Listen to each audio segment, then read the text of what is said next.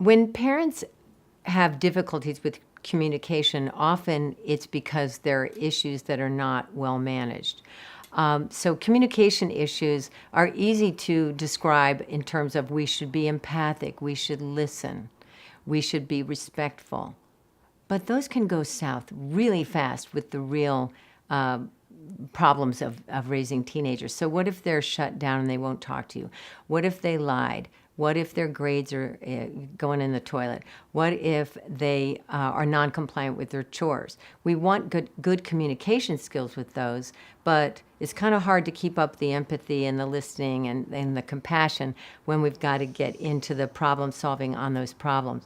So I think one of the most important things for parents to step back and accept is that there will be hard times. We do need to stay mostly positive.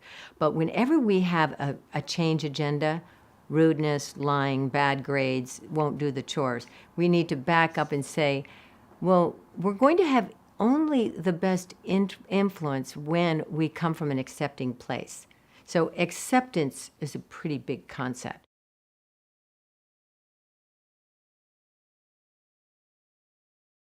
So that's why the mantra I use in my book is, I accept my child exactly the way he is, and I also want him to change. The other mantra is, your child is doing the best she can given her emotional state, and we want her to do better.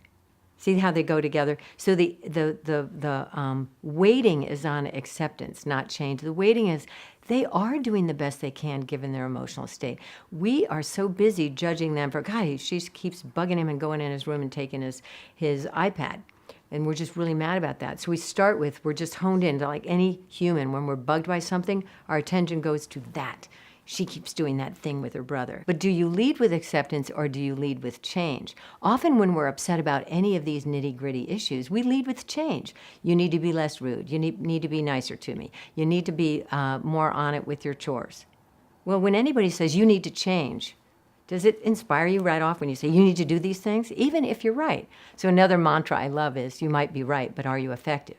So the parent, of course, is right. They need to be less rude, not lie, do better at school, do their chores on time. But if you lead with that, it's not very inspiring. So we need to always step back and say, are we leading with acceptance and empathy about everything they're going through, and then we have this other change agenda, or do we lead with change? So there's a concept from dialectical behavior therapy. I know that's a mouthful, but the dialectic is, of course, the opposite concepts here are change and acceptance. And we always need to have the bedrock of acceptance in our mind, that we accept our child exactly the way they are, in the emotional state that they're in, and we want them to change. And we usually have it reversed. And that is the essence of communication problems.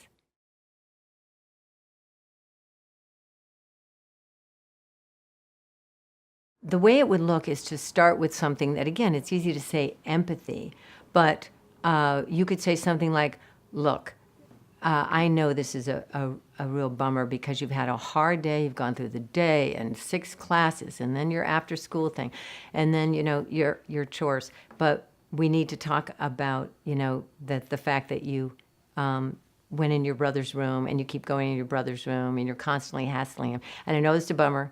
And I know we got to do some problem solving around it.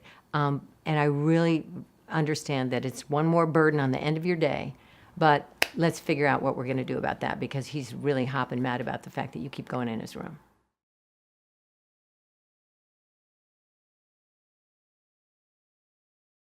But then if we back up and we say she's doing the best she can given her emotional state, we'll go, what is she going through? You don't know every little thing, but you know she's a teenager. Start with that. The burdens of the day. You get up and you're grumpy and it's a hard day. You got to get into your routine.